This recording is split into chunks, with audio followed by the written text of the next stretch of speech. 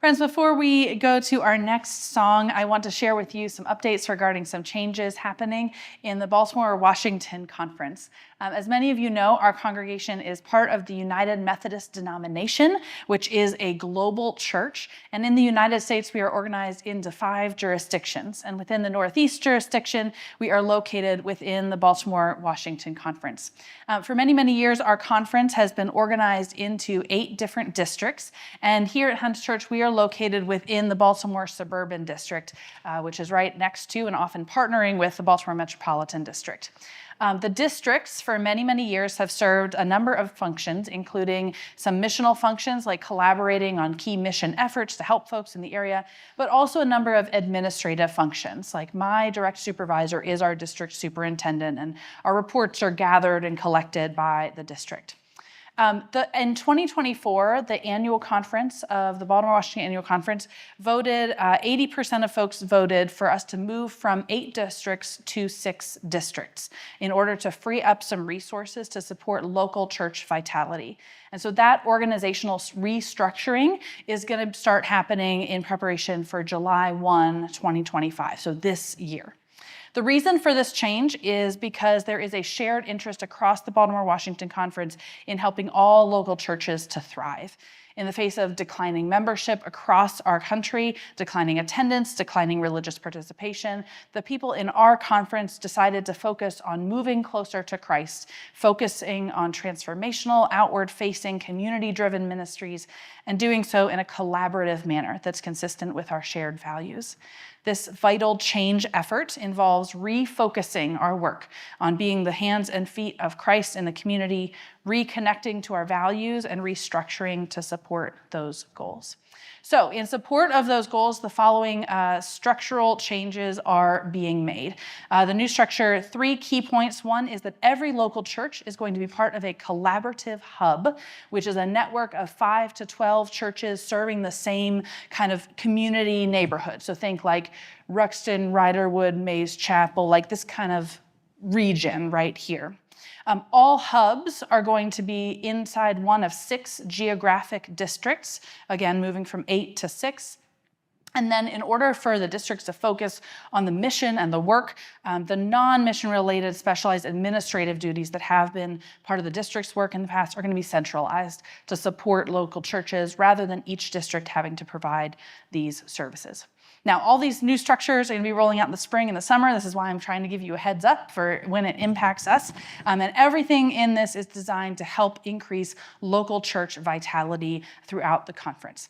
But as you hear me say local church vitality, you might say, what in the world is church vitality? So I have a 90-second video for our conference that tries to name some of the key things that we mean when we say church vitality. Church vitality does not just mean more noses in the sanctuary. It means a lot more in terms of the impact that our church is making. So let's take a look at that video. Forget what you know about church vitality. It's not about counting noses and nickels, or church size and budgets. While numbers matter, it's time to erase some old understandings and draw a new picture of what vitality looks like in an ever-changing world. There's a chasm between where we are and God's preferred future. We can bridge that gap by reclaiming the best parts of our identity represented in 4 pillars of vitality. Seeing all the people drives us to build authentic relationships that create belonging as everyone feels known and valued as children of God. Deepening discipleship creates paths for more people to witness Jesus Christ through acts of justice, compassion, devotion, and worship under the guidance of the Holy Spirit. Living and loving like Jesus causes servant leaders to put themselves on the line as they proclaim good news to the poor, heal the brokenhearted, set the oppressed free, and comfort all who mourn. Multiplying Impact aligns our mission to God's call by listening and discerning with the broader community how we might reshape ministry and repurpose resources for the greatest good. We are invited to reimagine and revitalize so that by God's grace we might span the divide between church and community, between who we say we are and what we do. Increased traffic across this bridge means more transformed lives. What's your missional action plan? Those 4 pillars are the 4 core qualities of a vital church. And so we're going to be continuing to discuss those and refocus our ministry here and in the conference around those 4 pillars. I personally am pretty excited to see where these changes will take us.